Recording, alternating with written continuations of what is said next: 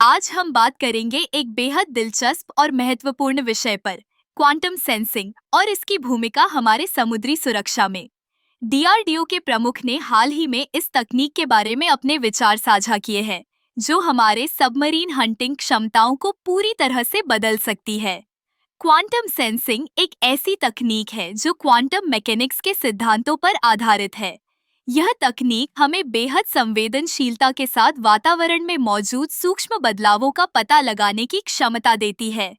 सोचिए, अगर हम समुद्र की गहराइयों में छिपे दुश्मन के सबमरीन का पता लगा सके, तो यह हमारी सुरक्षा के लिए कितना महत्वपूर्ण होगा।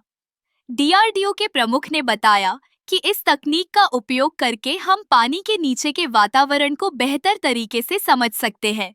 यह तकनीक हमें न केवल दुश्मन की गतिविधियों का पता लगाने में मदद करेगी, बल्कि हमारी खुद की सबमरीन की स्थिति को भी सुरक्षित रखने में सहायक होगी। क्वांटम सेंसिंग के माध्यम से हम समुद्र के भीतर के छोटे छोटे बदलावों को भी महसूस कर सकते हैं। जैसे जैसे हम इस तकनीक में आगे बढ़ेंगे, हमें यह समझ में आएगा कि कैसे हम दुश्मन की सबमरीन को ट्रैक कर सकते हैं, भले ही वे कितनी भी गहराई में क्यों न हो। इस तकनीक का एक और बड़ा फायदा यह है कि यह पारंपरिक रडार और सोनार सिस्टम की तुलना में कहीं अधिक सटीकता प्रदान करती है। इससे हमें न केवल दुश्मन की गतिविधियों का पता लगाने में मदद मिलेगी, बल्कि हमारी रणनीतियों को भी बेहतर बनाने का अवसर मिलेगा। क्वांटम सेंसिंग का उपयोग केवल सबमरीन हंटिंग तक सीमित नहीं है। इसका उपयोग हम अन्य सैन्य अभियानों में भी कर सकते हैं। जैसे कि यह तकनीक हमें दुश्मन के विमानों और अन्य समुद्री वाहनों का पता लगाने में भी मदद कर सकती है। इस तकनीक के विकास में कई चुनौतियां भी हैं।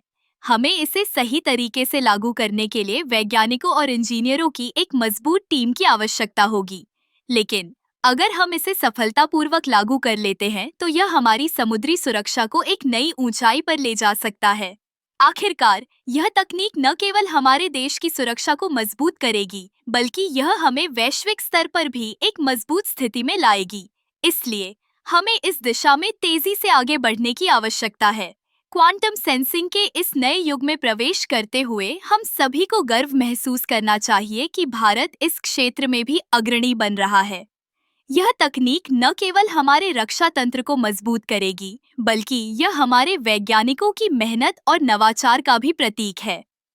आगे बढ़ते हुए हमें इस तकनीक के संभावित उपयोगों और इसके विकास पर ध्यान केंद्रित करना होगा। यह न केवल हमारे लिए, बल्कि आने वाली पीढ़ियों के लिए भी एक महत्वपूर्ण कदम होगा।